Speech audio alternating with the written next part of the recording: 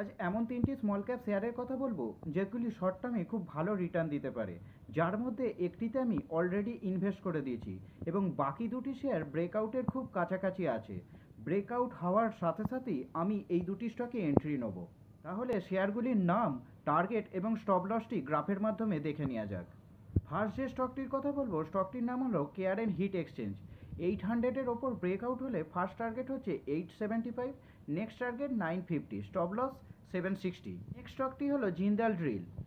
700-এর ওপর ব্রেকআউট হলে first target হচ্ছে 770, next target 820, stop loss 665। Third অর্থাৎ লাস্ট যে স্টকটির কথা বলবো এই স্টকটিতে আমি অলরেডি ইনভেস্ট করে দিয়েছি। স্টকটির নাম হলো অ্যাক্সিস কার্ড। এই স্টকটিতে আমি 6.4% অলরেডি গেনে আছি। চলুন তাহলে স্টকটির বাই লেভেল, টার্গেট এবং স্টপ লসটি গ্রাফের মাধ্যমে দেখে নিই। অ্যাক্সিস কার্ড এই স্টকটি 800-এর ওপর ব্রেকআউট হলে ফার্স্ট টার্গেট হচ্ছে 875, নেক্সট টার্গেট হচ্ছে 950, স্টপ লস 770।